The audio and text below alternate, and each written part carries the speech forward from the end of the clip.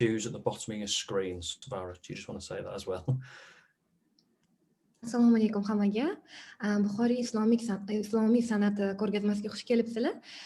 Biz ko'rgazmamizni taqdimotini o'zbek tilida va ingliz tilida olib boramiz. Agar sizga o'zbek tili qulay bo'lsa, tarjimon, ya'ni interpretation degan joyda yoki переводчик zoomingizda bossangiz, u yerda ikkita til chiqadi. Qaysi til sizga qulay bo'lsa, o'shanga bosib eshitishingiz mumkin. Interpretationga bossangiz English va Russian kanalda turibdi. Russian'da o'zbekcha tarjimani eshitishingiz mumkin bo'ladi. Rahmat kattakon.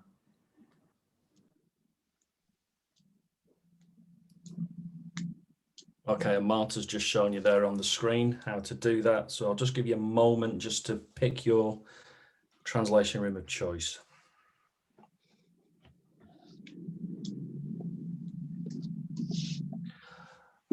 Okay, then let's start. So to begin with, we would like to offer our sincere thanks to the Embassy of the Republic of Uzbekistan in Singapore for hosting today's event. My name is Dr. Martin Quinn. I work at the University of Leicester in the United Kingdom on a number of projects led by my colleague, Dr. Marta Gasparin, who you will hear from in a moment.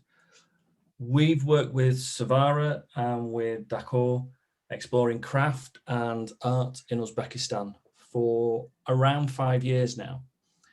We are delighted to have been able to work with Savara, with Murad, and the whole team at Dakor and Eurosoft to produce today's exhibition.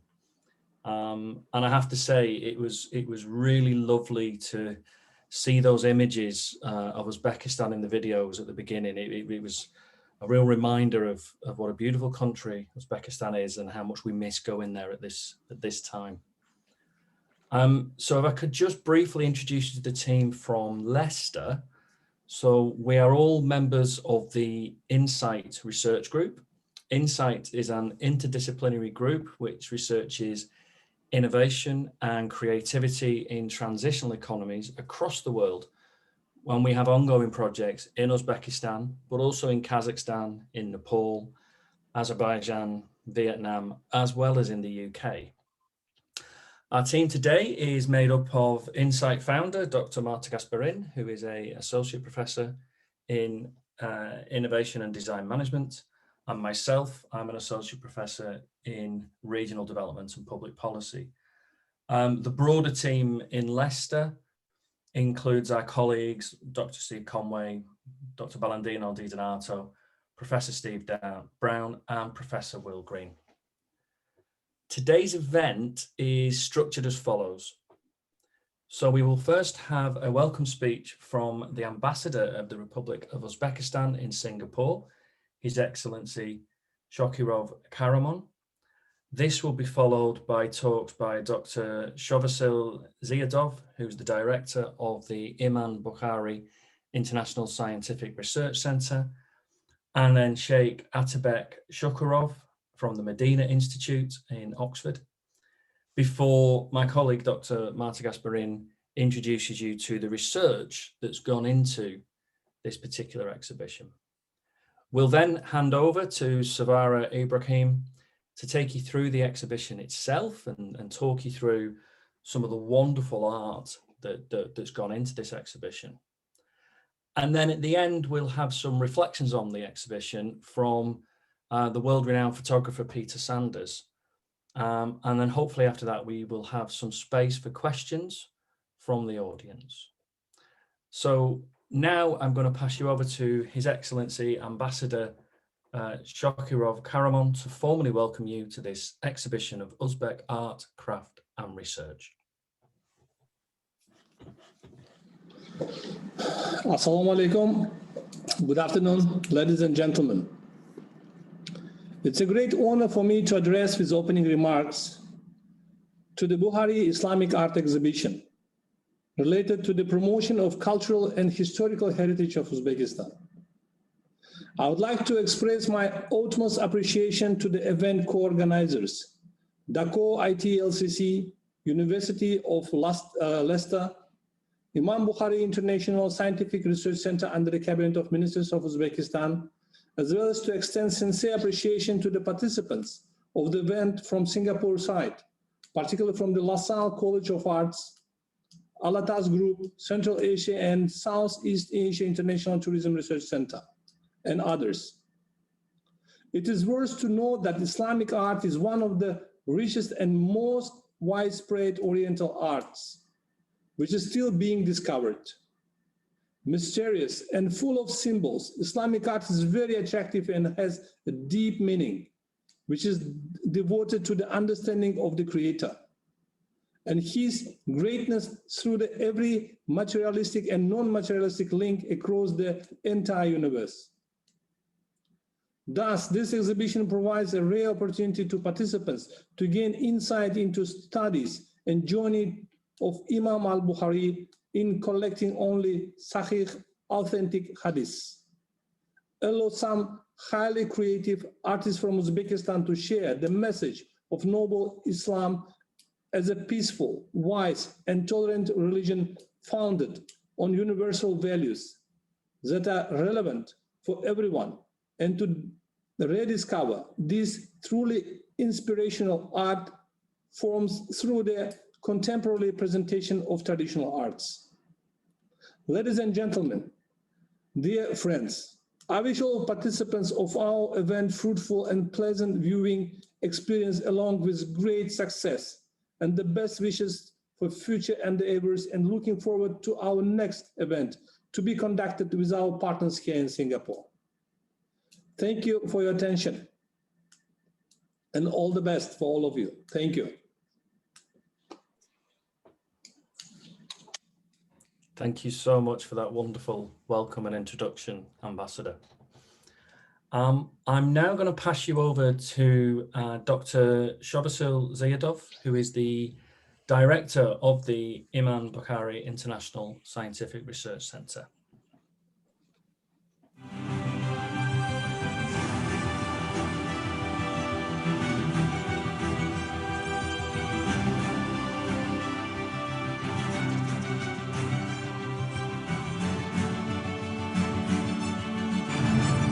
The Imam Bukhari International Scientific Research Center was established on the initiative of the President of the Republic of Uzbekistan, Shavkat Mirziyoyev. The center has been systematically working on study and promotion of the heritage of our great scientists and on establishing cooperation with prestigious international institutions. In the field of international relations, to date, the center has signed memorandums of cooperation with 27 leading Islamic research centers and universities around the world and carried out the following activities. Cooperation has been established with the research centers in the United Kingdom, France, Germany, the United States, Egypt, Saudi Arabia, Turkey, Malaysia, Pakistan, India, Russia, Kazakhstan, and Kyrgyzstan, including cooperation with Great Britain centers like Oxford Center for Islamic Studies, the University of Cambridge, Al Furqan Foundation, the British Library, and the Center for Islamic Culture in London. In 2021, 2 Uzbek researchers are scheduled to train at the Oxford Center for Islamic Studies. 117 catalogs of manuscripts of the Al Furqan Foundation have been brought to Uzbekistan.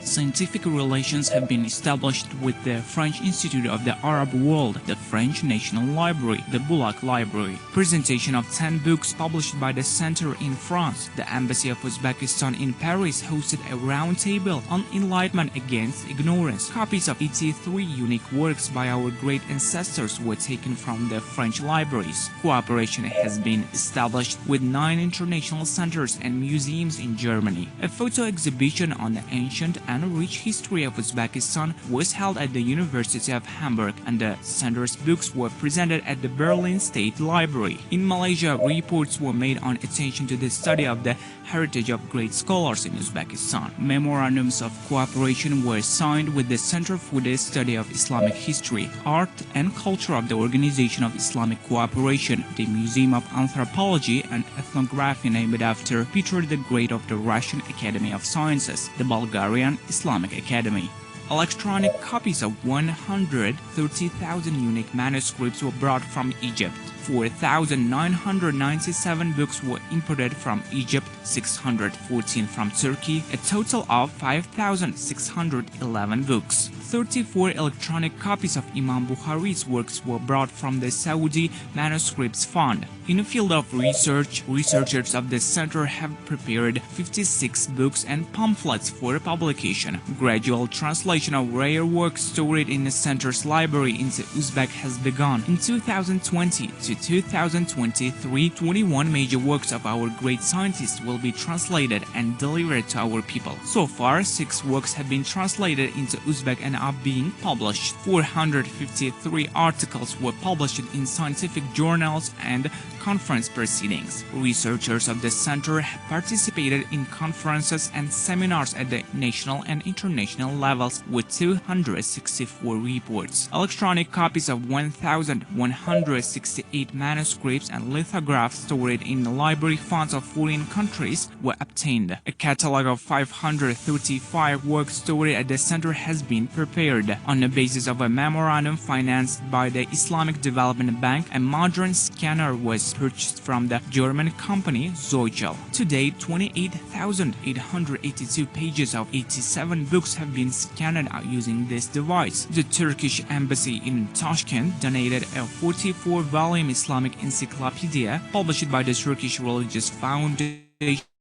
an 8-volume Turkish translation and commentary of Sahih Bukhari, a 7-volume book with the Islamic Hadith, and a rare commentary on Tawhid. Together with the State Committee for Tourism Development of the Republic of Uzbekistan and other partner organizations, the center hosted an international conference on the renaissance of pilgrimage tourism at the crossroads of the Great Silk Road. In cooperation with the Center for the Study of Islamic History, Art and Culture of the Organization of Islamic Cooperation, an international seminar was organized on the manuscript funds of Uzbekistan, conservation, cataloging, and training. A number of international events have been held, such as exhibition of manuscripts of Sahih al-Bukhari dedicated to the birth of Imam Bukhari, international photo exhibition, Islamic cities of the world in collaboration with the famous Turkish photographer Orhan Durgut, an international conference of Islamic scholars on the theme Light from the Depth of Centuries was held as part of the Week of Cultural Heritage. Uzbekistan is the crossroads of the great roads and civilizations, empires, religions, cultures. Video conferences are being held with the world's most influential Muslim scholars. The center has organized about 10 international conferences and more than 40 online seminars and events. In the direction of spiritual promotion, in cooperation with the Ziya Media Center, a weekly program, Lessons of Imam Bukhari, is being prepared. So far, 139 programs have been aired on Uzbekistan TV. Propaganda meetings under the motto Uzbekistan is the land of great scholars. Enlightenment against ignorance are being held in educational institutions, state and public organizations. 3,053 pieces of information on the center's research activities were published on the internet and social networking sites. 50 radio programs, Imam Bukhari's teachings, broadcasted on Uzbekistan radio channel. Works in above-mentioned directions are being carried out systematically. First service of the Imam Bukhari International Scientific Research Center. Enlightenment against ignorance. Assalomu alaykum. Hurmatli anjuman ishtirokchilari, avvalambor mazkur ko'rgazma tashkilotchilariga minnatdorchilik bildiramiz.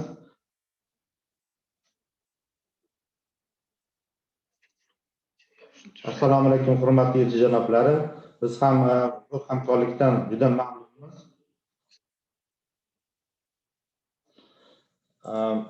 O'ylaymanki, Imom Buxoriy qoldirgan boy meros va undan ta'sirlangan ko'plab yurtdoshlarimiz yillar davomida, asrlar davomida umuman Imom Buxoriy va umuman hadis ilmi merosini hozirgi kungacha yetib berishda juda katta ulkan hissa qo'shganlar.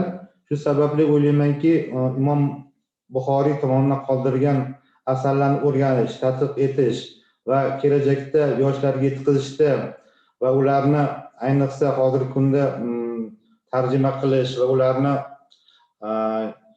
yangi bir qisqa va tushunarli tarzdagi risolalar uslubida yozish ularni yoshga yetkazish ayni paytda dolzarb bo'lib turibdi va bu borada Imom Buxoriy xalqaro ilmiy tadqiqot markazi hozir mana namoyish etilganidek, ya'ni bizning markazimizda keyingi vaqtlarda qilinayotgan ishlarni ko'rib o'tdinglar.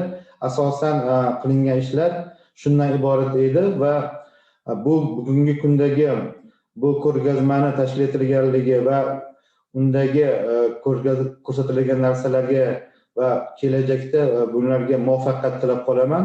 O'ylaymanki, bu ko'rgazma nafaqat biz uchun, balki boshqa chet eldagi hamkorlarimiz uchun ham foydali bo'ladi deb o'ylayman. E'tiboringiz uchun rahmat.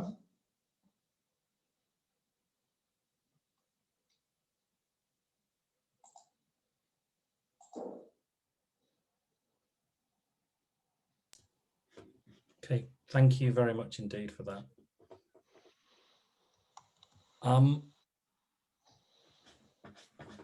Okay, so how did we end up here today with this particular exhibition?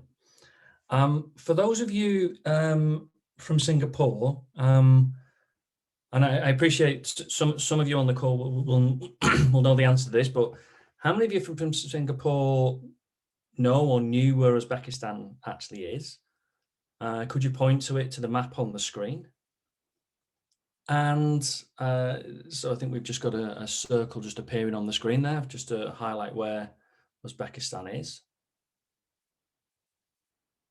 There we are, just right in the middle of Central Asia, with the circle around it. And for our audience in Uzbekistan and those of you in Singapore, how many of you had actually heard of Leicester before? And how many of you know where Leicester is in the United Kingdom? How many of you could point at that map and tell us where Leicester actually is? Well, there it is, right in the middle of the country. So how did it come to be that a group of researchers based in the United Kingdom, in a small city in the middle of the United Kingdom, end up working with a group of artists, craftspeople, and researchers in Central Asia, in Uzbekistan? And to give you a bit of background on this, I'm going to hand you over to the director of the Insight Research Group, Dr. Marta Gasparin. Thank you very much, Martin. So the first time we went to Uzbekistan, to the Republic of Uzbekistan, was 2016. Since then, we have witnessed incredible transformations, and it has been really welcoming to tourists and also to foreign workers, including us researchers. We discovered that Uzbekistan is a very, very fascinating country, and in our imaginary, it's quite closely related to the Silk Road, to the mulberry trees, to Samarkand, and also to the very precious silk that we have explored in our research. So as a sovereign state, Uzbekistan is a secular, unitary constitutional republic. For those that doesn't know, it comprises of 12 provinces and an autonomous republic, Pakistan. The capital, which is the largest city, is Tashkent. In the picture is on the right. So Uzbekistan, we are really fascinated by this country, and we love doing research here. And we discovered that has a very rich history, which we in the UK are not usually taught. Did you know, for example, that once it was the largest empire in Asia, and it contributed to the development of Indian culture and mathematics? So this was a discovery that I did when I went to the museum in Tashkent, and it was very fascinating. So now I'm going to present you with some key dates and historical facts that are important to understand the exhibition we are going to see today. And also I hope this is going to give you a flavor of the historical moments that has been shaping the culture of Islamic art in Uzbekistan nowadays. So what is now known as Uzbekistan was in ancient times part of the Iranian-speaking region. So the first recorded settlers were Eastern Iranian nomads known as Scythian. So you can see in the map in the Scythian region. that established prosperous cities such as the city of Samarkand, Margilan, Bukhara in the 8th and 6th century before Christ, creating the Iranian Achaemenid Empire, which ruled until the Muslim conquest of Persia that happened in the 7th century Anno Domini. And during the Muslim Empire, the cities such as Samarkand, Khiva, Bukhara began to grow their reach from the Silk Road. And I'm personally coming from Italy, and from Venice. And so for me, there is a very strong connection with the Silk Road and the travels of Marco Polo in Uzbekistan. So for us, it was quite interesting to rediscover this connection. And here, during the Silk Road period, there's been we have witnessed the emergence of leading figures such as the Islamic Golden Age, including Muhammad al-Bukhari, al-Tamhidi, Islamic Samani, al-Burini, and Avicenna. In the 14th century, another famous empire rose, those of Timur, the Tamerlane, that was born in the city of Shahrizab. So these are pictures from the city where Timur was born. And he established the Timurid Empire with his capital in Samarkand, which became known as the center of science, and until the rule of the Ulugh Beg, which gave birth to the Timurid Renaissance and expanded towards the east, leading to the foundation of India's proto-industrialized Mughal Empire. In this period, the craft and arts evolved to extraordinary levels, and the artifacts in the museums that we visited witnessed that.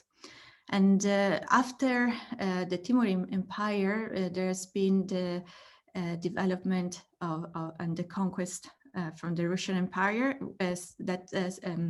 during the 19th century incorporated Central Asia, and in particular Tashkent. And Tashkent became the political center of the Russian Turkestan. In 1924, there's been a national delimitation, which basically constitute the republics of the Soviet Union, and the Uzbek Soviet Socialist Republic was created. Then, following the dissolution of the Soviet Union, Uzbekistan, the Republic of Uzbekistan was declared independent on the 31st of August, 1991. And since 2016, when the second president was elected, Uzbekistan became a very dynamic nation, and we were initially invited here in 2017 to do training on innovation management to policymakers and to university leaders. So far, we are still involved in the innovation programs with the British Council. We are developing entrepreneurship and innovation curriculum in the universities through the Creative Sparks program, but also we are participating at the Crafting Futures. And with Dakar in particular, we have been awarded a very large project on digitalizing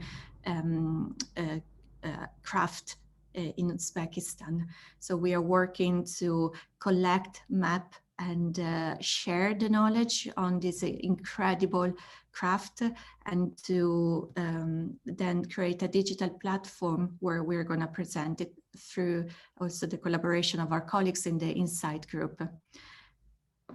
So the aim of this research we are conducting is not only to value craft and art as part of intangible heritage, but also to provide opportunity of cultural exchanges between Central Asia, Southeast Asia, and the UK and Europe. And this, we believe, is particularly important in this challenging time that we are living nowadays, and we hope, like, through the digital connections, that to reach a wider audience. So this is like the page of the platform we are going to launch soon. So what we have learned in this journey is that Uzbekistan has an incredible heritage, has an incredible culture, And they have also very interesting models of economic growth and development. So for example, we were very amazed that many of the artists and designers kind of unconsciously were using principles of slow design, because the design and the ceramics and all the craft that we witness, they are using sustainable practices. So they are using ancient techniques that are embedded in the cultural heritage, and they are also good for the environment because they are using natural colors, natural resources, following natural processes, and they are taking there is a very deep connection with the natural environment. So we were very pleased to see that every craft master was keeping a museum where we learned about not only the history, but also about the processes and how these have been preserved. And then we also were able to visit designers that were working with craft makers and innovating the design for the international markets. So for us, this was a really wonderful journey into the research. And with Seval and Dakar, we have agreed to work on the reflections of a heritage, and then to think about where all this came from, and to focus on the Islamic art as an exhibition in order to present internationally the meaning of art, craft, miniature that are going now to be presented into different forms throughout the exhibition. So I would like now to give the opportunity to another excellent researcher, Atabek, to present his perspective on Islamic art in Uzbekistan. Thank you very much.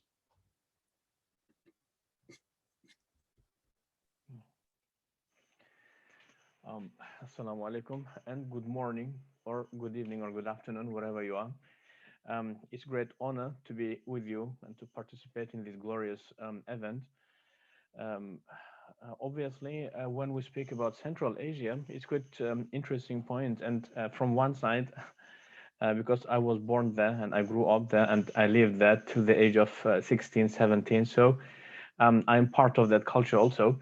However, Central Asia obviously is quite a rich region in the world with regards to the academical field, or also with regards to many other fields of human, I would say, excellences. Okay, including maybe the handcrafts and also the sciences. Okay, different types of and regardless if it is theoretical sciences or practical, some type of imperial sciences. So all of that.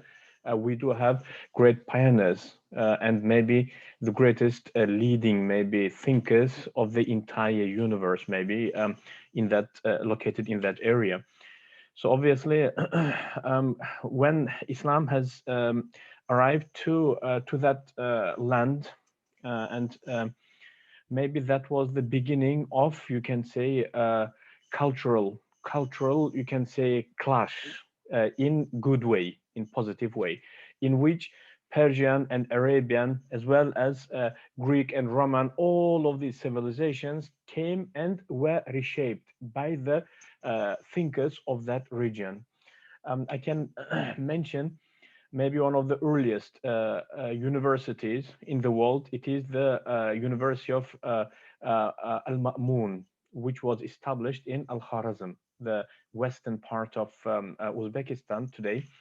And the greatest thinkers of that time, such as Al-Biruni, Abu Rayhan Al-Biruni, Al-Baronius, and Ibn Sina, and many others, Al-Kharazmi. So many of them, they were researching and teaching in that institute, in that university.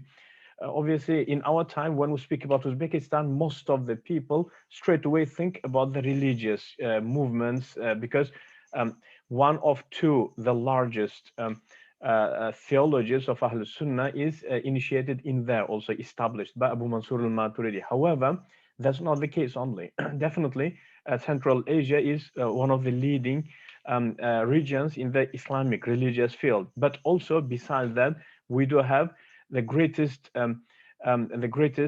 brains of the humanity with regards to the empirical and secular knowledges also.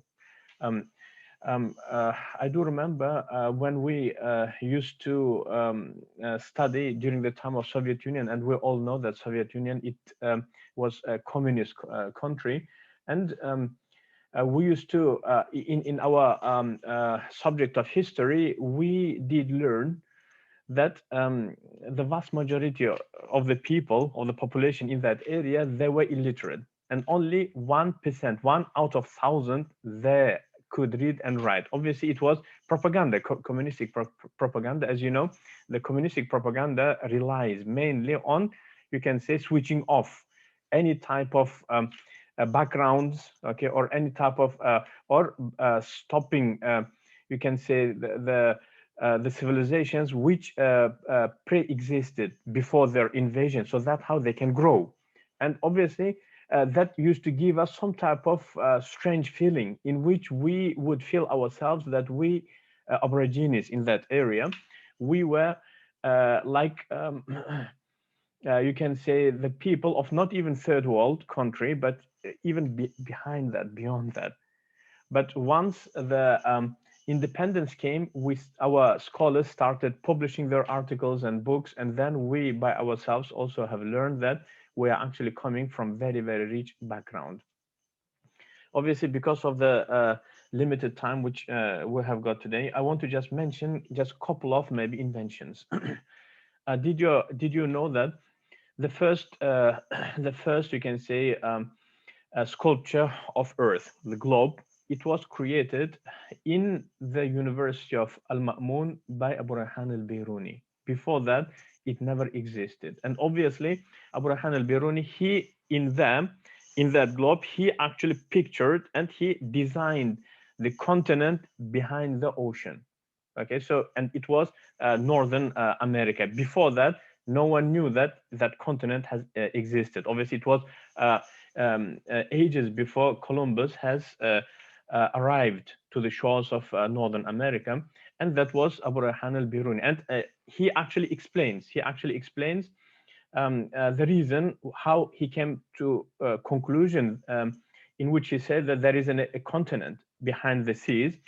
So he takes the astronomical measurement, okay, in which he actually measures the length of each climate, iqlim, he calls it iqlim, which is climate, and based on the size of the middle iqlim, equator, okay, so he says that the excuse me, the humidity and the humidity in the environment, as well as the length of the middle equator, iqlim, it necessitates that there should be some land which is controlling the overflow of the world seas, al-muhit, how he calls. So basically, and then he gives some further proofs for the existence of the continent. Obviously, in his time, people did not take it seriously. However, after America was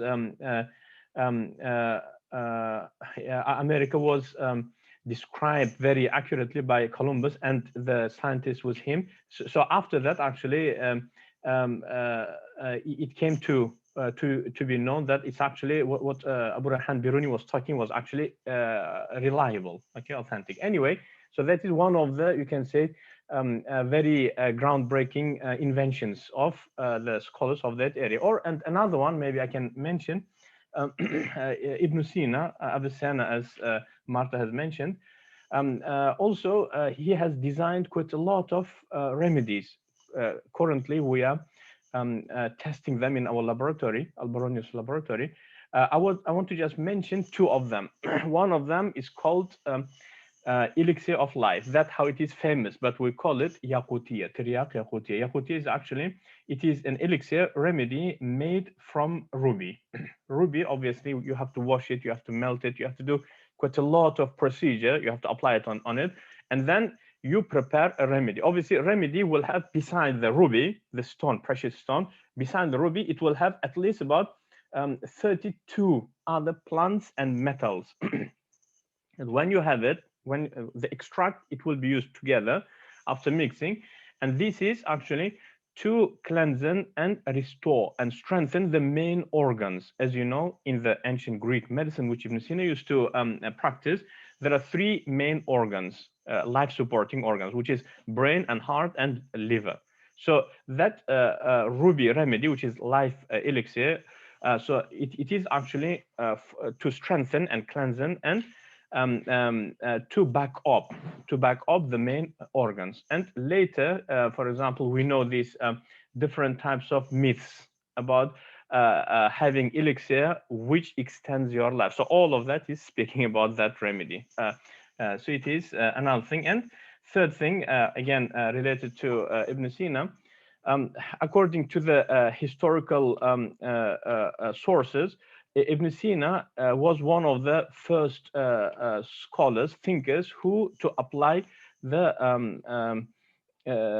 operation on appendicitis. And before that, people used to die. And according to the sources, it said that the first time he did apply it, his age was 16 years old. However, we have to find out about the authenticity of this narration. So anyway, I would say that the main reason for the very rich, you can say, empirical, okay, and philosophical, you can say, tradition in that area is because it is in the middle of, you can say, several civilizations. It is in the middle between Indian and Chinese, and also the Silk Road connects between even European, including the Greece and Italy, so all of that. So all of these civilizations will be mixed up in this very area. So I think that actually has contributed towards it. So that's why, in my own understanding, it's quite incorrect to believe that that civilization which was created in Central Asia, it is actually the sole, you can say, heritage of the people in that area. But I would say it is the product of the entire world, because all of them did contribute somehow, directly or indirectly. Yes, so anyway, I do hope that because of the limited time, I do hope that its very brief introduction will open up new gates for the researchers, for my colleagues here, to maybe look into the further researching and learning from that civilization, and maybe we may meet up somehow in some certain further symposiums and events. Thank you very much, and thank you for your attention. Thank you. Thank you very much indeed. And yes, I mean, it would be fantastic to carry on these discussions, not just on Zoom, but also at some point, hopefully in person, and plot further research. This is fantastic. Right, okay, what we want to do now is move on to the exhibition itself. And to do that, Savara Ibrahim is who's curated this exhibition. He's now going to talk you through the various artists and exhibits that we have. Over to you, Savara. Islamic art, it's all about love. It's all about pure and divine love. It's how you're surrounding yourself with those beautiful patterns and shapes that reminds you the most beloved one, the most merciful one, and the Almighty.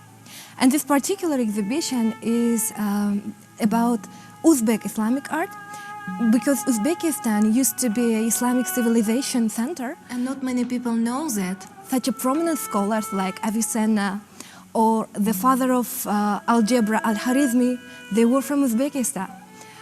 But from Islamic science and art point of view, those great minds like Imam al-Bukhari, Imam al-Tirmizi, al-Nasafi, Maturidi, Sheikh Naqshbandi, they all were born in Uzbekistan. And that's why we deliberately invited all the artists from this country in order to show the very rich heritage, cultural heritage of this country, and also the contemporary works by the young artists. Through the artworks, we would like to share our noble and also peaceful way of not only worshipping, but also the lifestyle. And this is the core message of the exhibition. But another thing is that we are going to reflect on the works of a great scholar, Imam al-Bukhari, who did enormous contribution to Islamic science, who collected the through ahadith teachings of Prophet Muhammad sallallahu alaihi wasallam, and all the pieces of the exhibition inspired by the ahadith. When I start working on the exhibition, when I planned it, of course I had a certain plan on my mind, and it was absolutely clear, and I had exact list of participants who I thought could participate in this exhibition. But then, with very beautiful coincidences, new artists and also musicians joined to the exhibition. And I was amazed how beautifully and organically they completed the concept of the exhibition. And in this very moment, I once again realized that we're just the producers. The main manager is the creator, and it makes me goosebumps to think about it. So it's absolutely amazing feelings, and we would like you to feel these feelings as well. So hope you will enjoy it. Welcome to our Bukhari Islamic Art exhibition.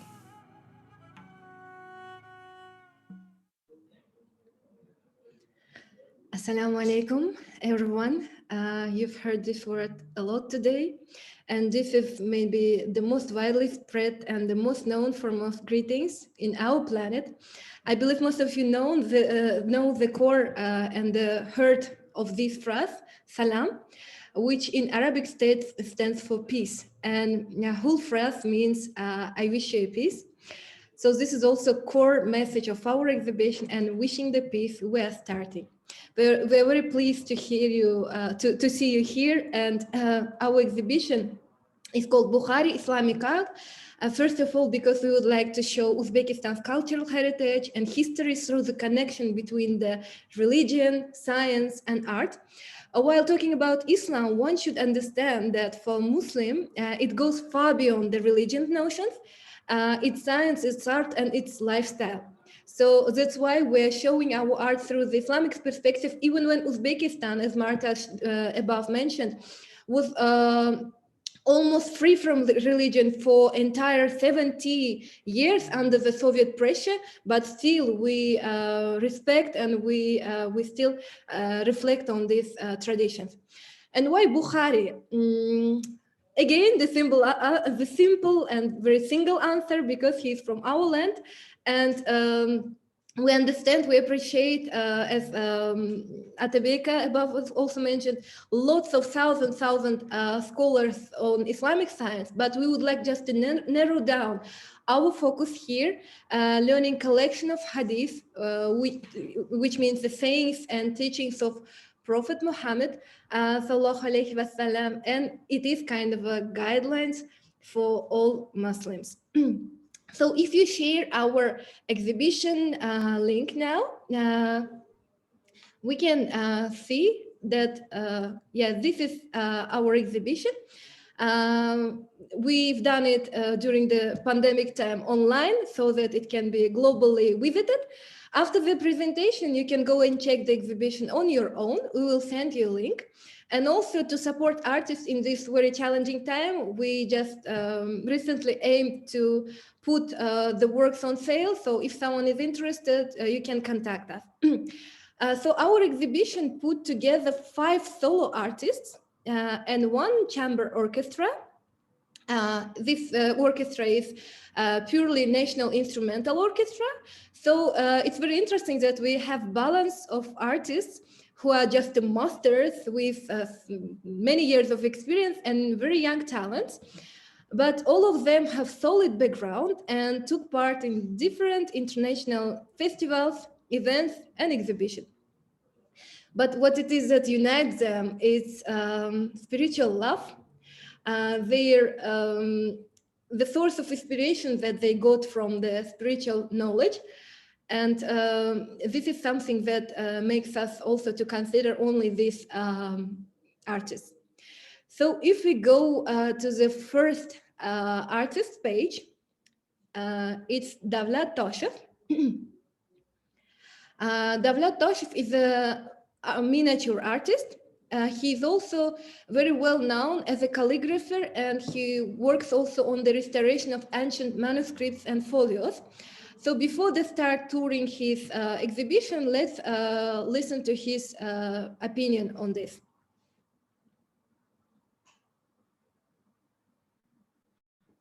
Qilib kelayotgan ijodlarimiz Imom Buxoriy hadislariga ko'p to'xtalib o'tamiz, chunki bu hadislarda juda bir tafakkur, ya'ni ilmga bo'lgan qarashlar aniq va juda bir o'tkir zehn bilan bizlarga tushuntirib berilgan.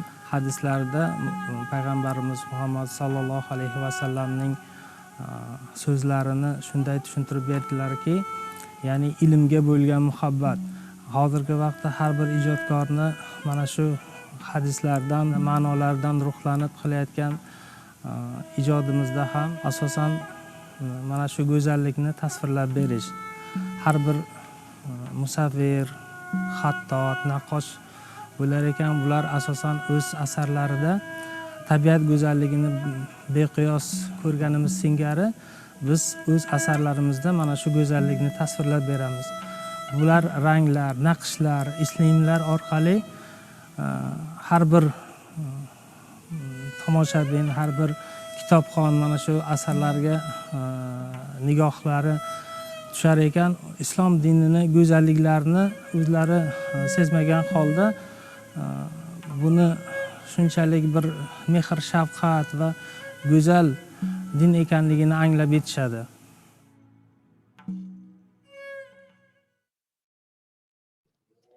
Thank you very much. So we should know that although Islamic miniature is considered as Iranian art, some historical sources claim that miniature paintings were found in Bukhara first, in the rock paintings Varakhsha, and as Bukhara used to be an Islamic civilization center, miniature then was especially developed here. And then, you know, Babur from Timurids dynasty, who was from Uzbek land actually, he conquered India and built the Baburid empire, empire of great Mughals, some people call it like this. So he transmitted then this art to Indian culture, and miniature started developed there as an Islamic art. So the concept of Davlat works focus on mind topic, and everything is related with the mind.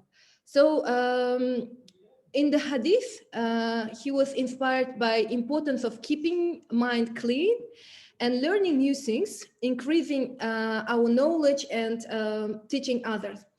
So if we go to the first work, the work called Wise Man, you know, it's very interesting that in Islamic art, especially in miniature, every single pattern has its own meaning. And so you can see in this piece that wise man sitting in the center, and he's looking to the right. In the miniature language, it means that he's looking to the future. So the river centered in the center of this picture, colorfully you can see it was underlined. It means that our life is like a flowing river. It never stops, it never goes backgrounds, but the only thing that we can do is seizing the moment.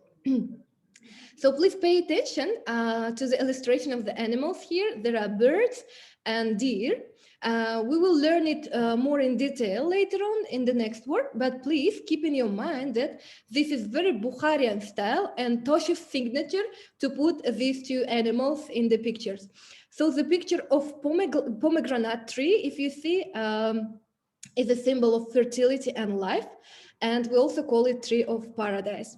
So complete pictures describes in the garden. Here artist just would like to say that paradise is with them. Okay, now if you see the hadith, this hadith emphasizing the importance of taking knowledge, and it puts knowledge in an equal position with charity. Thank you. Let's go to the next work. Next work called Key of Paradise. Here, Davlat reflects on hadith underlining the main monotheistic concept of Islam, believing that there is no God but Allah and Muhammad is one who teaches us on it. And of course, learning the Quran and praying are primary actions for Islamic notions, but learning hadith can open the paradise for us. Why? Because while learning it, we're trying to shape ourselves, we're trying to clean up our thoughts, and we're engaging with the people and with the Creator in a good manner. So the picture in the center, you can see, illustrates the very beautiful calligraphic works, and it's written Muhammad, the name of our prophet, and around you can see kind of a keys, patterns of key, and it's 15 keys turning from bright to dark colors. And so it just kind of have meaning that our life, in our life, there are both dark days and light ones. But anyway, we start from one point and we will eventually come back to that point. I really love how meaningful and how philosophical these works are done. So thank you. Let's switch on the next work. Next work is very, very popular, and you can see this pattern. It calls Islamosphere, or we call it Shams, which means the sun. This symbolizes kind of a Allah's light and how it's spread to all of us. And you know, it's interesting that this particular work is very symbolic for our times and for our exhibition, and because it's very challenging time now with all this pandemic situation. If briefly, this calligraphic work in the center is taken from the Surah Ash-Sharh, and this surah is about understanding the understanding of God's will, so that with every hardship there is a beautiful and good easiness. It's about the hope. It's about being in a positive mood, in gratefulness and trust. And it's such a really relevant for our time because, you know, both philosophers and musicians, medical specialists said that those who are in a positive tuning, they do recover from the COVID-19 symptoms very faster. But this work also has very personal touch, as our artist Davlat Toshev just recently, while ago he infected by COVID-19 and he was in coma for about a month, and we were about to lose him. But also through the positive expectation, praise, and positive kind of attitude of close people, he's successfully getting better, and he's now continuing his works, and he is in good condition. Thank you. Next work is also very interesting. As I mentioned above, this is bird, and it's Solomon Hoopoe. This very delicate work actually illustrates, you know, the Solomon's Hoopoe. He was mentioned in Quran. And in one of the chapter called Ants, you can just search, maybe there is a beautiful story on how Hoopoe served to the Prophet Solomon and to the religion. And these white birds remind us, like wise men do, the hadith that we should teach people and we should make things easy, not difficult. And when we are angry, we should be silent. So it's very wise kind of a message to all of us. And in this work, you can see the calligraphic scripture that reminds us the great names and attribute of God in Islam. And in the body part, you can see the word Bismillahir Rahmanir Rahim, which means by the name of the most merciful and compassionate. So we start every single work by this phrase. And around the bird, you can see also other names and attributes of God, which is Ar-Rahman, merciful, An-Nur, the light, Al-Baqi, the everlasting, and Al-Fattah, the opener. So thank you. And the last work by Davlat Toshev,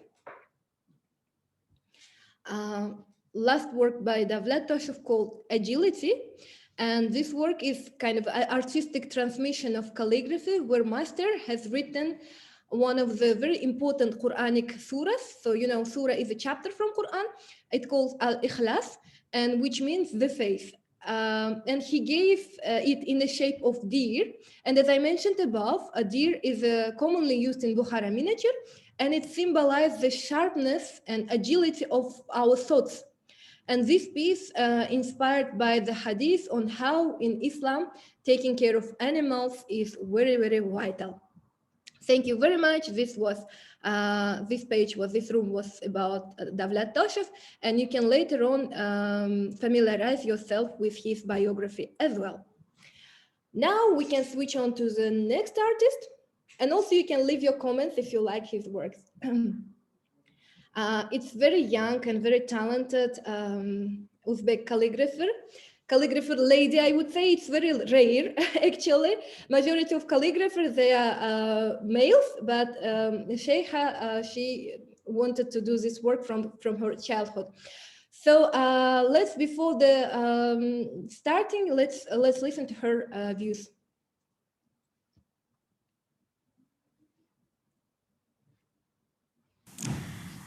Islom san'ati deganda eng avvalambor albatta xattotlik tushuniladi, xattotlik san'ati tushuniladi. Buni juda chuqur asosi bor. Chunki Qur'oni Karim payg'ambarimiz Muhammad sallallohu alayhi vasallamga nozil bo'lganida aynan iqro, ya'ni o'qi deb buyurilgan. Allazi allama bil qalami, ya'ni Alloh insonga qalam bilan ilm o'rgatdi degan oyat ilk kalomlardan biri hisoblanadi. Shuning uchun ham xattotlik musulmonlar hayotida o'zgacha o'rin egallaydi.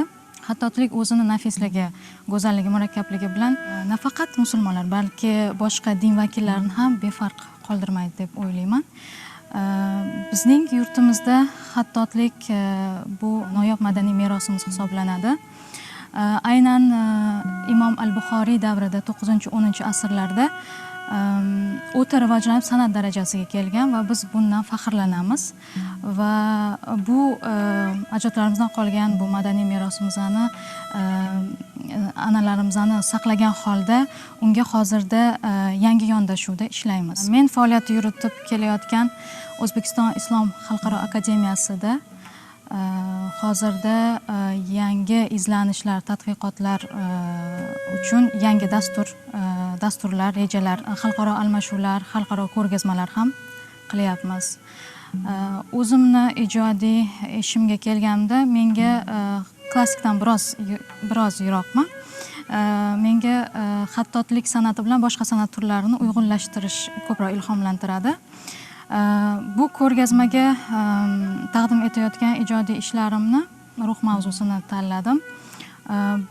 Bu o'zi bir ruh jumboq bo'lgani uchun odamzodda juda kam ma'lumot. Hattoki Qur'oni Karimda oyat bor: "Va yas'alunaka anir ruh, qul ar-ruh min amri robbi."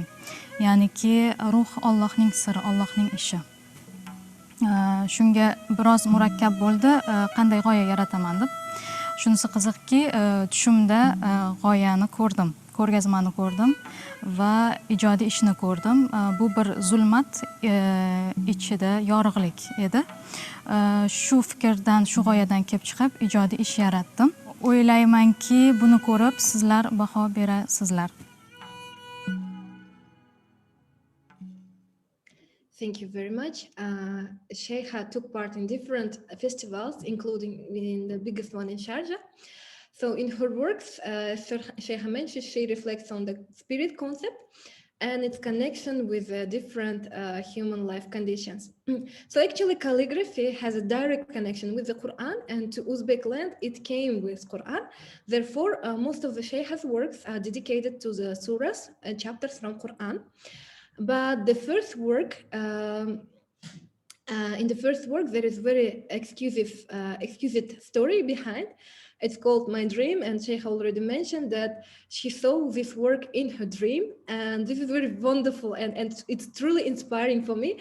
Wonderful and mysteriously how beautifully we have spiritual connection. And that's why Sheikh reflected to the following Hadith Qudsi. And you know, there are two types of Hadith, which is Hadith Qudsi and Hadith Nabawi. Hadith Qudsi is means that it came directly from God. So in this Hadith, God says that when He loves us, and we will love Him, He is with us in every single view of our eyes, in what we hear, what we do, and where we go. So this is the evidence. This piece of art is evidence how connected Sheikha was spiritually. So if you can see the work done with oil on canvas, if we zoom in, and the spirit, the word spirit, which means ruh, written in several times in Soul script, and it's like the spirit lightening up everything around. It's very beautiful work. I really like it. Thank you. Yeah, and the next work is also reflects on spirit topic, and Sheikh have written down the part from Hadith that we have a little knowledge on spirit, and it's very huge topic that is being discovered till nowadays. So in the Hadith, Hadith that she inspired by is about the creation of human being, starting from the piece of blood to the breathing of the spirit. It's very wonderful Hadith, and it became a source of kind of disputes of different scholars, because at that time, not many things were opened up to the scientists, but in Quran, every single part of becoming a human being was described very beautifully. Okay, let's go to the another work by Sheikha. It's also part from Quran, verses from the Surah Al-Hujurat, which is celebrating diversity. In the surah, God says that He created us from male and female and made us peoples and tribes so that we can connect to each other and learn from each other. And there is hadith emphasizing that our attitude towards people and other cultures is the most important indicator to assess our religiosity. And the most important criteria is loving each other, extend the greeting, and spreading the peace. As you see, Islam calls us to respect other nationalities and traditions and cultures. So let's go to the next work. As Sheikha already mentioned, she loves to do kind of a mixture of different art forms. So this particular work is now being presented to the Holy Quran Academy in Sharjah in United Arab Emirates. That's why sorry for the quality of the video, because we hadn't had a chance, another opportunity to take this video. And now you can see that it's a lamp. But the artist dedicates this work to the beautiful names of Allah, which are 99 in number. And one of the aims of Islamic art actually to remind us via decorating our surrounding. So in this installation, Sheikha made a golden plated lamp with covered calligraphy and two names and attributes of Allah, which is Al-Nur, the light, and Al-Badi. So the originator, the creator, are written down in this piece. Thank you. So this was the last piece from Sheikha. You can also leave your comments if you like the works. Now we can switch to the Muhyiddin Ali's works. In his concept, Muhyiddin focuses on the purity of the body, and through the physical substantive, he's describing the importance of behavior and good manners, which is the body of Islam. The works of Muhyiddin can give you a flavor of contemporary Uzbekistan with the appreciation of traditions and historical architectures and very, very Uzbek patterns. So before start, let's listen to his voice.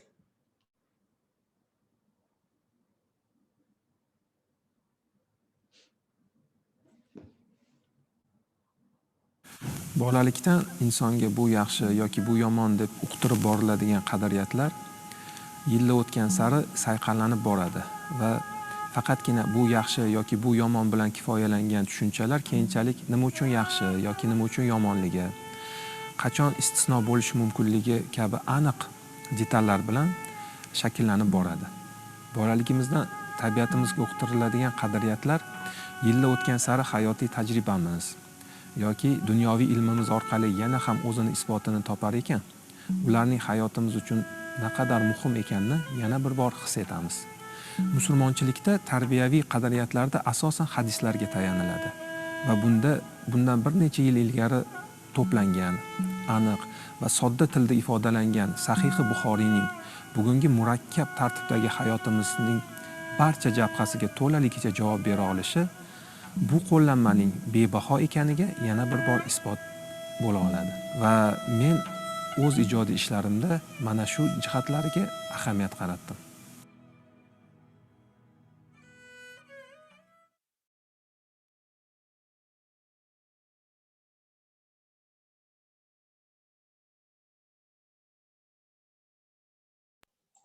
Sevara, ovozingiz. Sorry, I was muted. Apologies. Yeah. So the first work says that if we have pure intention, our path will be open. So this is a photo reflection of the artist to this hadith. And this is one of the architectural complexes in Uzbekistan. You can see it. And if we go to the next work, yeah, if you go to the second work, this item is devoted to a very, very important message, which is on the surface but has deep spiritual roots. And it describes how is the true Muslim and clearly underlines his key characteristics. So he does not harm anyone with his tongue and with his hand. And it makes our picture clear about the true Muslim. And I really like the picture of this very kind wise man. So in hadith collections, we can see lots of calls to learning the Quran in the next work. And this work also makes us to learn hadith and to learn and teach Quranic verses as well.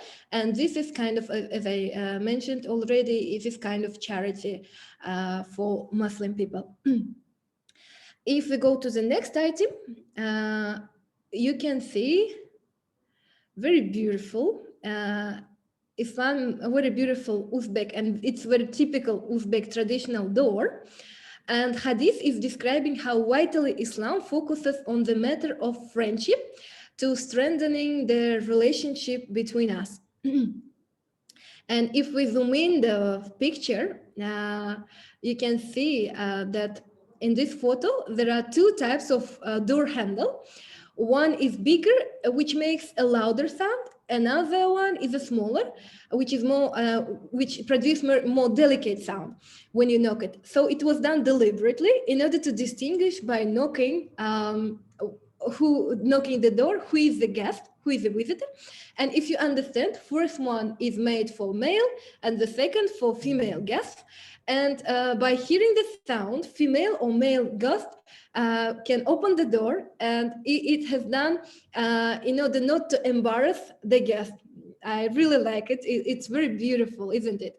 Also, we are not using it in the contemporary houses. It makes us to contemplate on our traditions and heritage. So thank you. Next exhibit also very, very Uzbekish, I would say. And it's traditional Uzbek traditional headwear. We call it doppa. Normally, people use it when praying, but older generation wear it all the time. So you can, if we zoom in the picture, you can see black colors, which means the galaxy and universe. And they are embroidered with the white thread patterns. Here we call it pepper flowers. Some people resemble them with an embryo that symbolize the purity or angels who protect us from evil. And the arc patterns in the lower part, you cannot see it properly, but in the one piece you can see. This symbolize this is a symbol of life and yes, life and death that are coming turn by turn. But all this reminds people about the unique law created by Allah. And Hadith is telling about that Islam calls us to make things properly, sincerely, and in moderation. By doing little but constant work, we can achieve more. And this is very powerful notions, not only in religious term, but in a secular regard as well. Thank you. And the following art emphasizes the appreciation of a real moment, avoiding the overthinking, as the certain things are only known to God 100%, and no need to contemplate much about them and worry about them.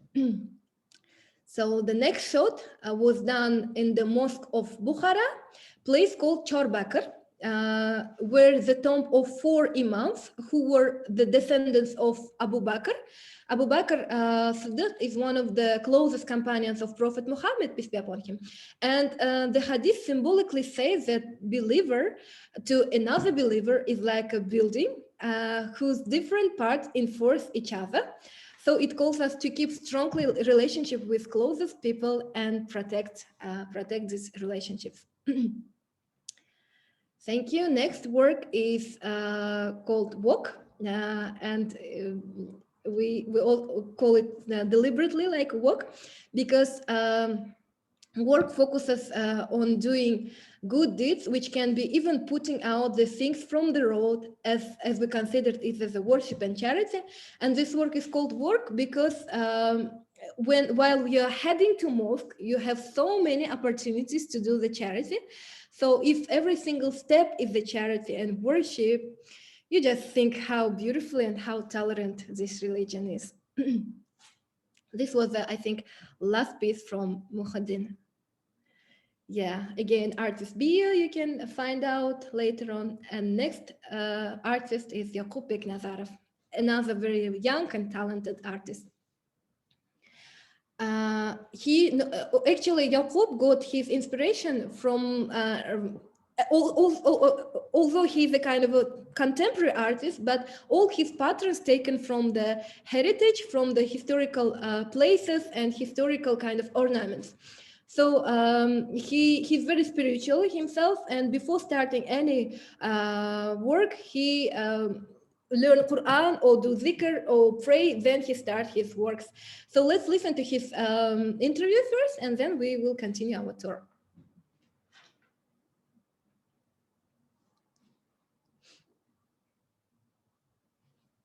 Avvalambor Imom Buxoriy hadislariga bag'ishlangan ijodim haqida gapiradigan bo'lsam, o'zim bolalikdan bizning yurtdoshimiz va ulug'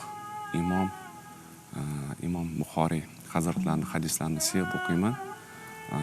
Aynan ijodimda Imom Buxoriyni hadislar to'plami va mana shu hadislarni o'rni men hayotimda va ijodimda juda katta ulkan bir o'zini ta'sir kuchiga ega, ahamiyatga ega, chunki aynan hadislardagi o'sha payg'ambarimiz sollallohu alayhi vasallamning bizga bildirgan, o'z ummatiga musulmon ummatiga bildirgan hadislari, so'zlari har bitta musulmonga juda ham katta ahamiyatga ega. Xuddi shunday meni hayotimda ham shu narsani o'rni beqiyos. Va undan tashqari ijodimda aynan mana shu ta'sir kuchi o'zini bir qandaydir rivojini topdi desam ham bo'ladi. Asosan grafika janrida ijod qilaman va aynan grafikaga, tasvirga ko'chgan o'sha ma'nolar insonning qalbi, insonning o'y hayollari, atrofda bo'layotgan barcha voqelik bilan uzviy bog'liq. O'zimda o'sha bir qancha seriya kompozitsiyalarimni ishlashga harakat qildim. Aynan insonni qalbi bilan bog'liq bo'lgan bir qandaydir o'sha ichki kechinmalar, ya'ni qalbni isloh bo'lishi va shu orqali inson o'zini isloh qilishi va atrofdagi insonlarga ham o'zini bir ijobiy ta'sir kuchini o'tkazishga bir o'zimga maqsad qilib oldim ijodimda. Chunki mana biz bilamiz, O'rta Osiyo, Sharq mamlakatlarida aynan san'at juda katta ahamiyatga ega bo'lgan. Bizning o'sha tarixiy binolarimiz, hattoki o'sha kiyimlarga ko'chgan tasvirlar, naqshlar, bu narsa aynan qadimdan o'sha bizda din rivoj topishi, shu orqali o'sha bir madaniy bir san'atni ham vujudga kelishiga albatta o'zini katta ta'sirini o'tkazgan.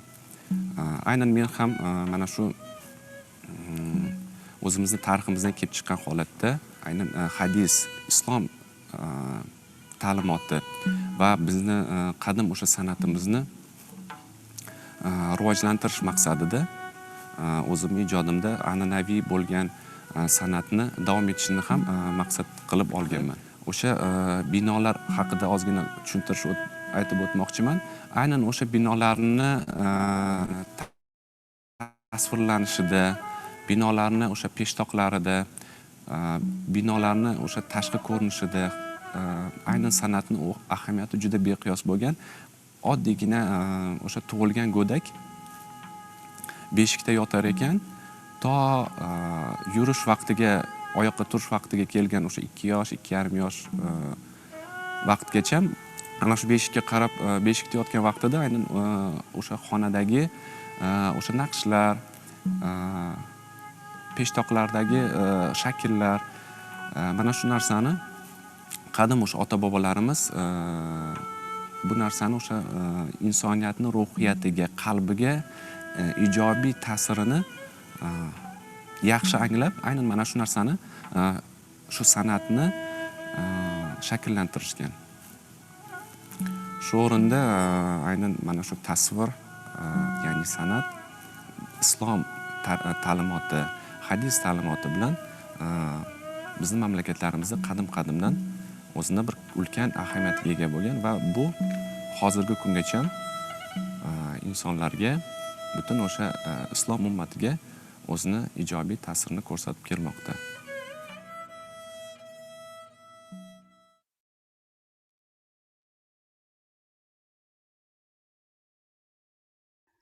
Sevara? Again, sorry. Thank you very much. Yes, as mentioned above, Yaqub, he scrutinized the topic of soul in his works. If we go to his first work, we can see that the reflection, he reflected on the hadith about the piece of flesh in the human body, which impact on the whole body. And you can see how beautifully Yaqub made his work. And I should underline that all his works are handmade and using just ink and ink pen and marker. So this is graphic work, as you see. Now we can switch on to the next work. Next work is also direct us to interconnection between the good manners, treating the soul, and how influence our behavior to our soul. So it's very beautiful piece of work. Actually, this piece of work now is in the collection of Greek Museum of Kipr in Greece. So next work is also about the importance of inner wealth. Next work, if we go to the next work. Yeah, this one, it's called Richness. And this work, Richness, if you come back to the previous work. Yeah, yes, this one, thank you. Yes, in this work, Yaqub is focusing us to the importance of inner wealth, and you can see how beautifully he described it with different butterflies. We can zoom in the picture and we can see it more in detail. the symbol of butterflies is a symbol of beauty and being alive. And he shows us the feelings in our soul like butterflies. So the shorter life span of a butterfly, the sweeter the moment we live in. So it's up to us how long we would like them to smother us with their beauty and affection. Thank you very much. Let's go to the next work. The fourth work is reflecting on the beautiful hadith, saying that the Lord has a right on us, our soul has right on us, and our family and beloved ones has right on us. When speaking about right, we should understand it as our responsibility to allocate our time, our love, and good relationship in order to keep balance. The fact that hadith puts the soul to the next position after Lord means a lot. Thank you. Let's go to the next work. And in the next work, Yaqub describes the positive emotions. And in hadith, you can see that it was Allah's order to the Prophet Muhammad to make people love each other, to make them go out with the good news and with the positive vibes. So pictures are beautiful, also interconnect us to that message. Thank you. Let's go to the next work. The following work is called Blessing, and it's described two blessings actually, which not always we estimate properly. So it's a health and it's free time. Our artists show it with lines and frames, saying that these two things have their boundaries by going to the different life stages, and the lines symbolizes how limited basically these blessings. Thank you. And the last work is about fostering connection between close people, between our siblings, our relatives. And the biggest star in the center shows us the endless love of God and how it influenced to the connection between each other individually and how we interact as a families, tribes, and nations with one another. So it's like saying, if you want to get God's love, keep connections with your closest ones. So it was the last piece by Yaqub Beknazar. Again, you can later on go and check his works more smoothly. Now we can switch on to the next artist. It's Kamaluddin Abdullayev. And he's also a very well-known artist. He's a book illuminator, recognized at international level in over 15, I think, countries. And he just come back from the big festival in Abu Dhabi. So let's listen to his voice first before the touring.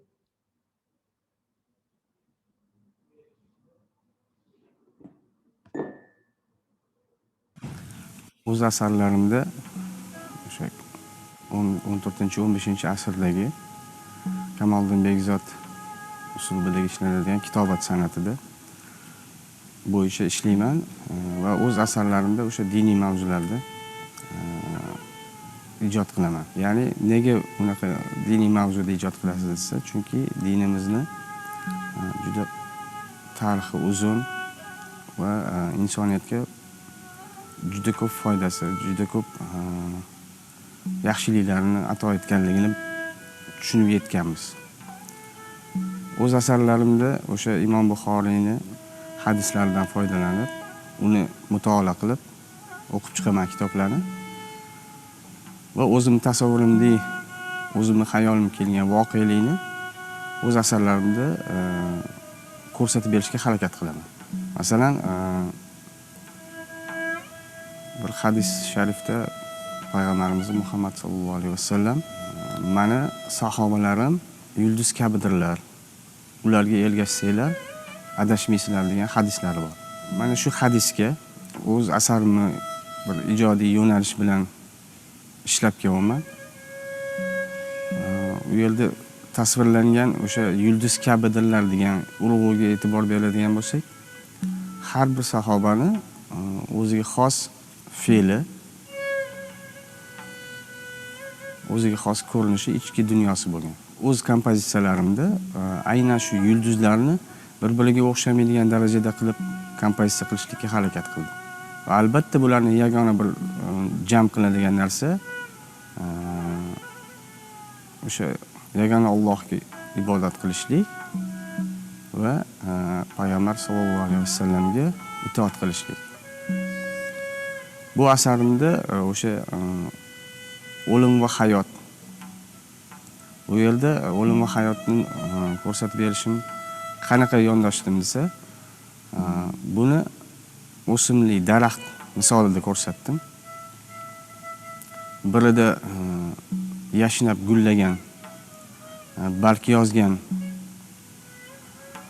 daraxtni misolida ko'rsatgan bo'lsam, ikkinchisida o'sha suvsizlikdan, hayotda o'sha qurigan daraxtni, ya'ni barglari qolmagan, faqat novdalari qolgan va tanasi qolgan daraxtni ko'rsatganman. Bundan kelib chiqadiki, o'sha hayotda o'sha yagona qonun bo'lishi kerak, ya'ni o'sha Allohning buyrug'i, insoniyat o'sha o'zini Robbisiga ibodat qilishlik uchun yaratilgan. Alisher Navoiyni asarlarida ishlangan miniatyura asarlarda ham, Dehlaviyni ham, Nizomiyni ham asarlarida ko'pgina mavzuda o'sha hadislarga suyangan holda ishlangan asarlarni ko'p uchratamiz. Shuni ko'ramanki, ya'ni bir ishlangan asardan bir mazmun ma'no bo'lishligi uchun albatta bir tengi yo'q bir narsaga ergashish kerak ekan deb o'yladim. Ya'ni o'sha hadislardan, o'sha rivoyatlardan o'z asarlarimda foydalanishga harakat qildim. Endi ko'proq o'sha Begzod maktabiga suyangan holda eski uslubda qadimgi eski qog'ozga ishlaganim uchun ko'p insonlarning e'tiborini jalb qilyapti. Va o'zimga bir oldimga bir maqsad qo'ydimki, o'z asarlarim bilan, ya'ni ixlos qilishlik, ya'ni ixlos deganda nimani ma'noda tushuniladi desa, bir ishni boshlab, uni o'rganib, uni oxiriga yetkazishlik bu ixlos ekan. Buni ham o'sha hadis kitoblarida o'qib, Imom Buxoriyni kitoblarida o'qib, o'zimga bir darslik qilib oldim va haqiqatda hayotimda o'zim tatbiq qilsam, ixlos qilingan ishda, amalda bir ijobiy natija bo'lar ekan. Va shunga suyandim. O'zimning hayot yo'limda ham hadis va Qur'onga asoslangan holda amallarimni bajarish va hayot kechirishni oldingi maqsad qilib qo'ydim.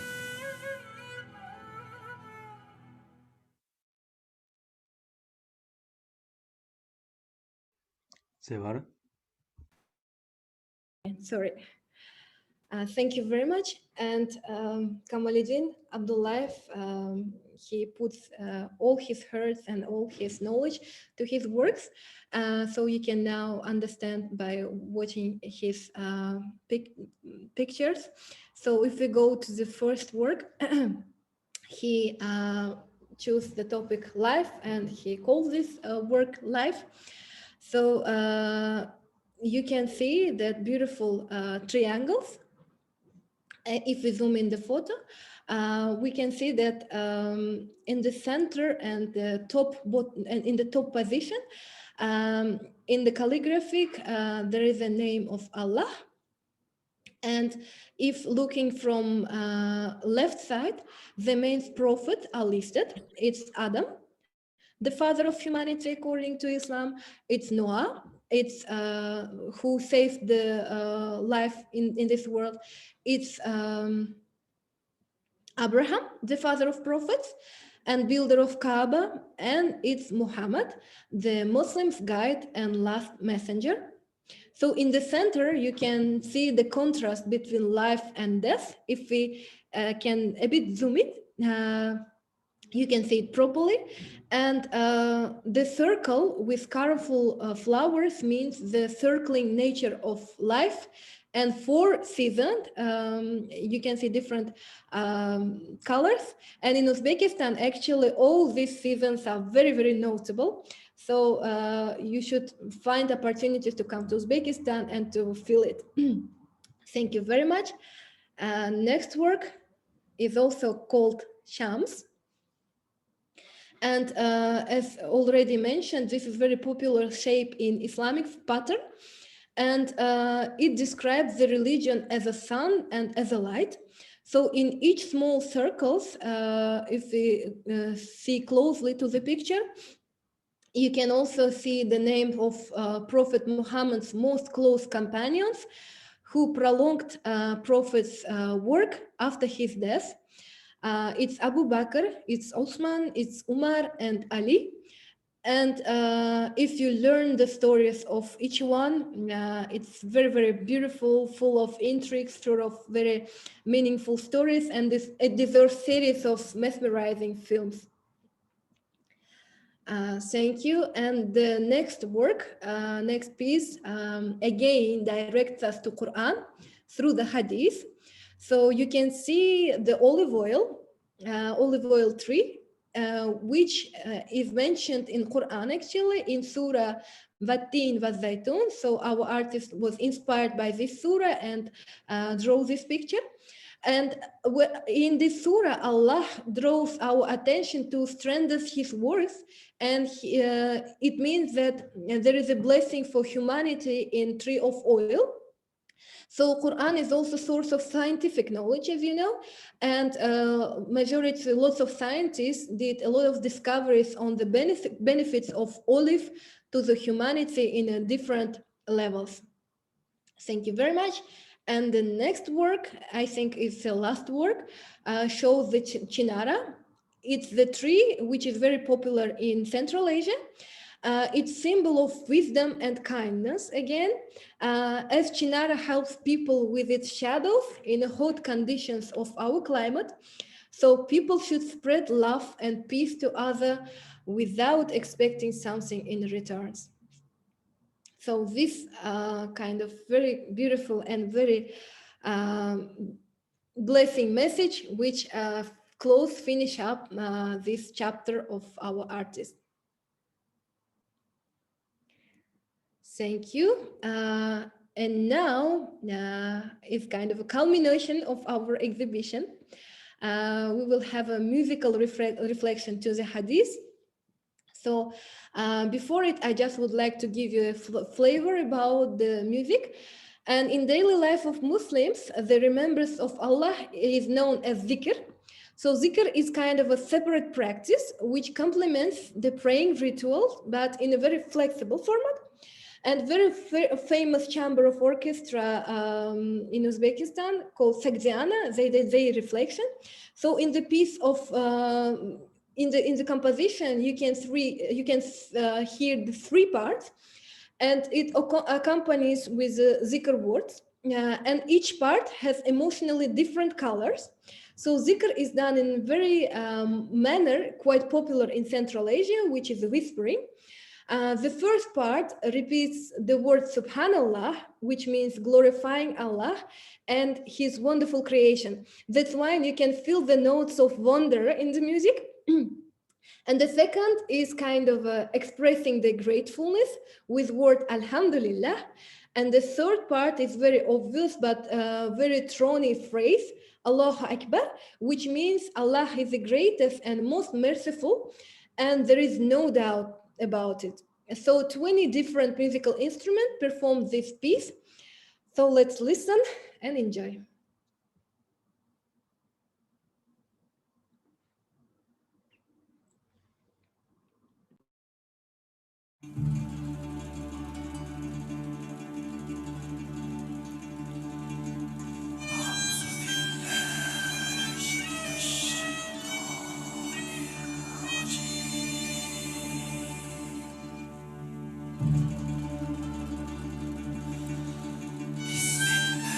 بسم الله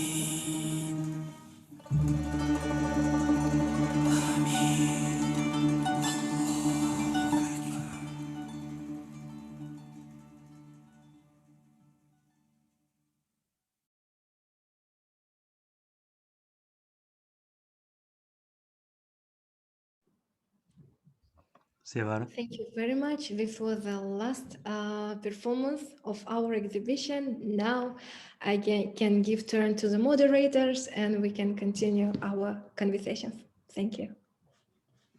Thank you so much for taking us through all the wonderful, wonderful work that forms part of the exhibition. There are so many highlights of what you've just taken us through. And I mean, that piece of music at the end is just fantastic, isn't it? A really inspiring piece.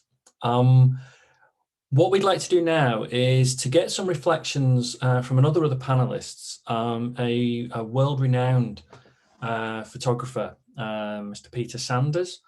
So if I could pass over to you, Peter, and if I could ask you to just briefly introduce yourself, a little bit of your backstory, and then your reflections on some of the pieces that we've seen today, if that's okay. Yes. Good morning. I think it's probably good afternoon or evening, maybe in Uzbekistan. And assalamu alaikum. My name is Peter Sanders. I've been a photographer for, I would say, about 57 years. long time. From about 1971 onwards, I started traveling. I've been very fortunate enough to travel around very much of the Muslim world, the Islamic world. And in fact, in 1999, I set off with some friends to drive. Our ambition was to drive from Istanbul all the way to Uzbekistan. And it was very ambitious. And it was an incredible journey full of adventures, as you can imagine. We got to Turkmenistan. And when we were there, we discovered the border to Uzbekistan was shut, was closed. I think there was some political issue or something. And so I never actually made it to Uzbekistan, which is a great disappointment for me. And having done that bit, I've also done from Beijing to Kashgar. So Uzbekistan is the kind of bit in the middle that I haven't visited yet, although I've known about it for a very long time. From very early in my years of discovering Islam, I was always fascinated by the Muslims of China and the Muslims of Russia, as it was then called. And so, you know, whenever I found magazines or pictures, I used to get very excited. So my yearning and intention to come visit you has been there for a long time. And just having seen all those artists, I'm kind of speechless, really. I don't know what to say. I mean, it's a very powerful and impressive work. And also they're quite young, which is also impressive as well. So it's this kind of combination of classical style and a modern approach to it. So I think it's beautiful. I can't wait to meet them all. So that's what I have to say. Thank you very much, Peter. And we are now thinking that we can bring Peter to Uzbekistan. In the next exhibition, Peter can be exhibited with us. So yeah, we are very happy. We are very keen to collaborate with you and with anyone who would like to join to our wonderful team of creative people. Thank you. MashaAllah. Thank you. Okay. Yeah, thank you very much for that. And I mean, I can highly recommend visiting Uzbekistan. It's a wonderful, wonderful country. And yeah, just so beautiful wherever we went. We've got some time now for discussion and questions. So we've had something put in the chat during the presentation from Savara that I wonder if we use this perhaps as a kind of starting point for a discussion and a starting point that maybe the panel might like to reflect on. So I think it's from Mihaila Patel, saying that certain aspects of the Islamic world are being dismissed both intentionally and unknowingly, and how can we recover and empower this knowledge as a youth? So have I opened that up to the panel if anyone wants to come in on that? Do you mind if I take this question, please? Of course, yes. Okay. Okay. So before I go to the question, actually, I just missed out something which I later assumed. Just presenting myself. I think it was in the profile of the symposium. However, I just want very brief introduction of myself. So my name is Atabek Shukurov. I'm from Uzbekistan originally. However, in 1995, I just migrated from Uzbekistan to study in different parts of the world. It's like Pakistan, Syria, and like Saudi, different parts of the world. However, I'm a theologist. I have graduated from the University of Al-Azhar in Cairo. Okay, the Faculty of Theology and Philosophy. Okay, and later also I have in the UK. I have got master degrees again on the same direction, philosophy and religious studies, theology, and also currently I'm candidate for PhD. Okay, in both Islamic finances and the theology and philosophy also. Anyway, just going back to the question of Sister Maliha Patel, I did not clearly understand your question. I understood only two interpretations maybe. One of them is that you, I think, maybe suggesting that during the presentation we have dismissed some part of the Islamic culture, maybe, if that's the point. So I would say, as you can see, the entire symposium, it was dedicated for the Islamic art. Okay, so it is just mixture of art with the prophetic traditions, okay, transmitted by Imam Bukhari. Okay, so that's, but if you are talking about like worldwide, Islamic tradition has been deliberately dismissed. I did not quite understand what would be the application of that, or what exactly you are referring to. So if you are referring to the maybe inventions of Muslims, okay, which have been pioneered by them and later maybe hijacked by other, for example, discovering America, it was attributed to Columbus, but actually, okay, while before Columbus, it was by Biruni. So if that's what you're referring to, I can recommend the book actually called 1001 Inventions by Muslims, I think. It was published about 5-6 years ago, as far as I remember, in the UK. Okay, and that's one thing. And besides that, we do have the tradition in Islamic scholarship. We do have tradition of a series of books which are called as Al-Awail. Al-Awail means the pioneers. Okay, the Al-Awail, the earliest one, it goes back to 9th century, as far as I remember. And the last one, it was written by Egyptian scholar called Imam Suyuti. Okay, and obviously he died about 500 years ago, 500-600 years ago. And in that he does mention, okay, the first person to do X, Y, Z, and then he attributes it to the author. Okay, so if I understood your question correctly, so here is the answers. Okay, so 3 different interpretations to your question. So if I didn't understand the question properly, so can you rephrase yourself, please, so that we can tackle it in a more accurate way? Thank you very much.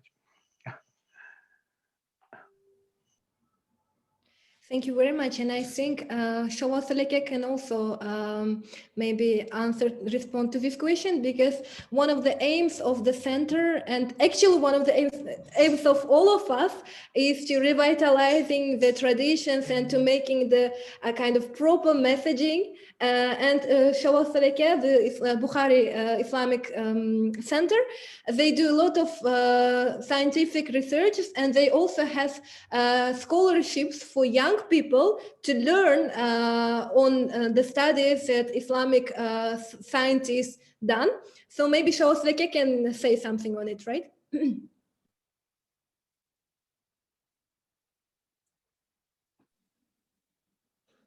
Assalomu alaykum.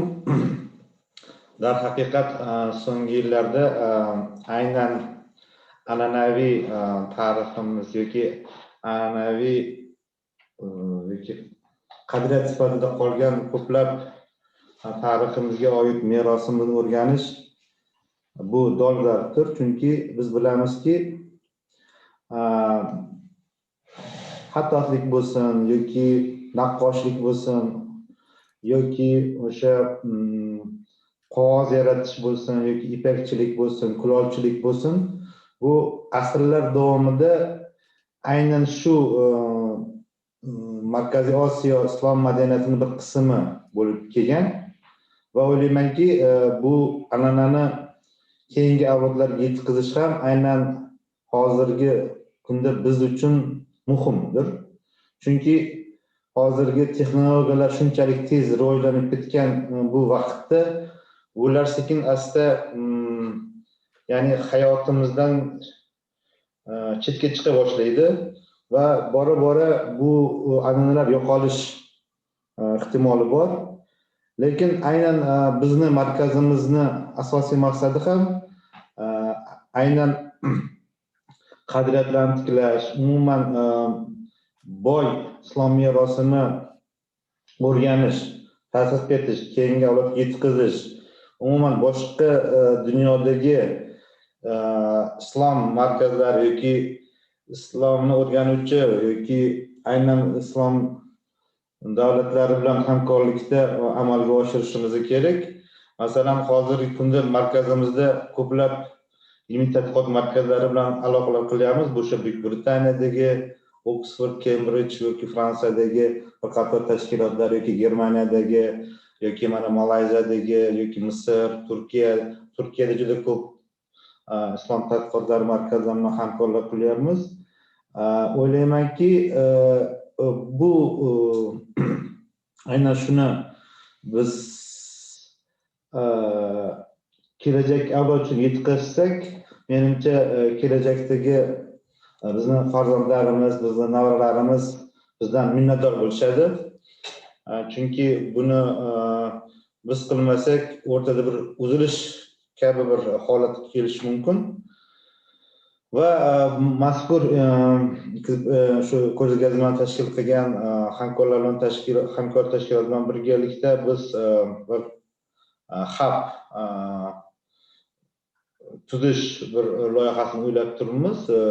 Aynan Imom Buxoriy xalqaro tadqiqot markazi negizida butun dunyodagi asarlar, qo'lyozmalarni networkda bog'lash bo'yicha bu ishlarni amalga oshirsak, o'ylaymanki butun islom olamidagi yoshlar ayniqsa tadqiqot uchun o'zini yo'naltirgan yoshlarni bog'lash bir stimul paydo bo'ladi va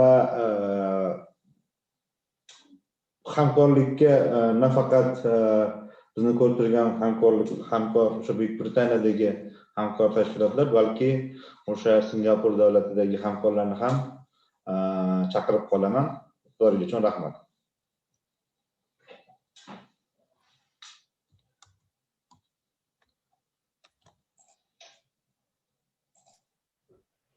Okay, thank you very much for your responses there. Do we have any other questions from the audience? And just while you're thinking about that, just to answer a couple of things that have been put in the chat. Yes, by all means, please do share the link to the exhibition with your friends, with your colleagues, with your families.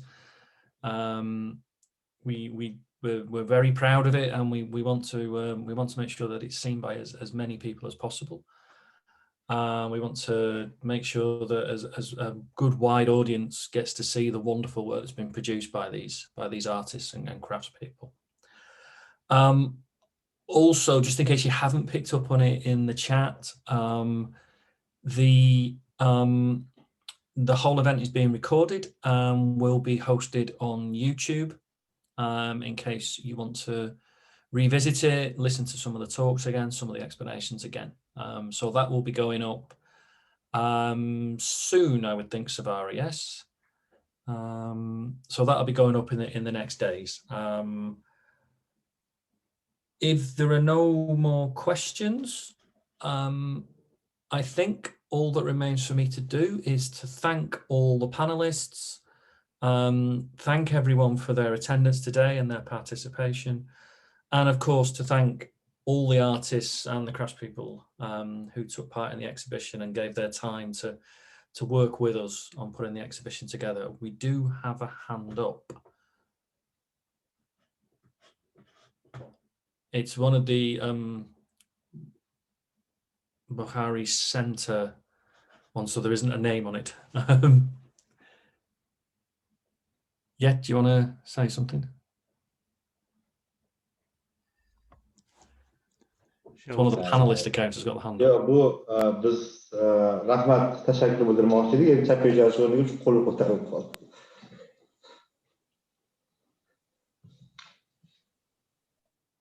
Okay. Fair enough. Thank you, everybody. Thank you very much. We are very pleased to have you all here. Thank you very much. Yeah. I look forward to tasting the elixir of life.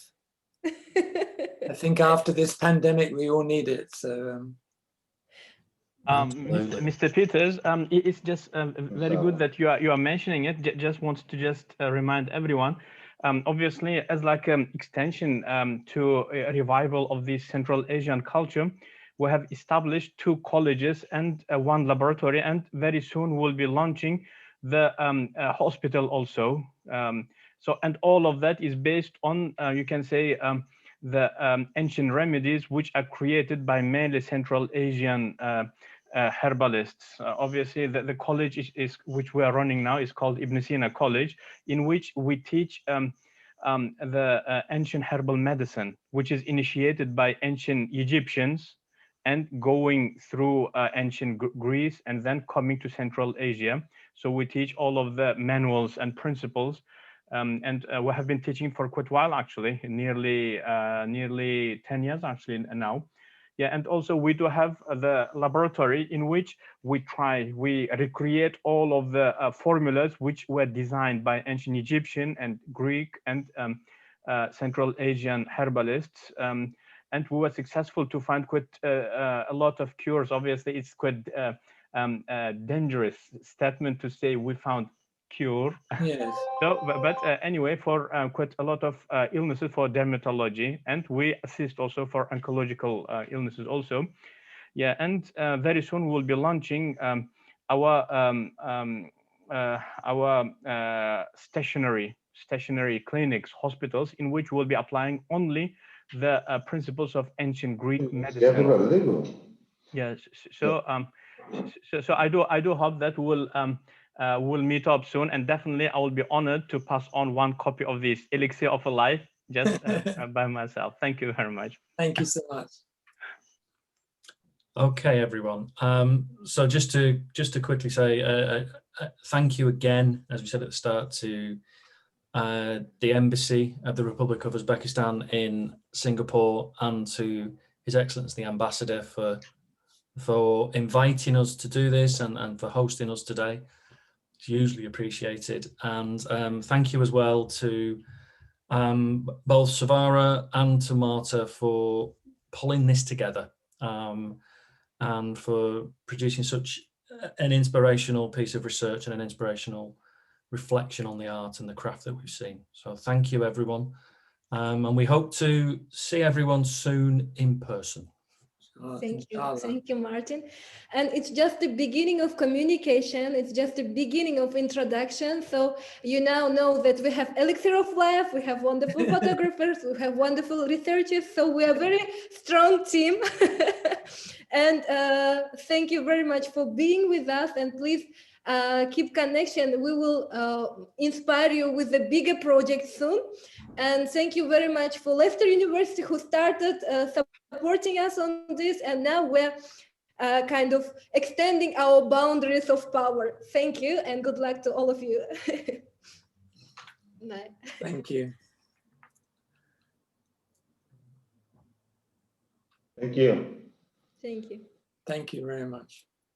Thank you very much.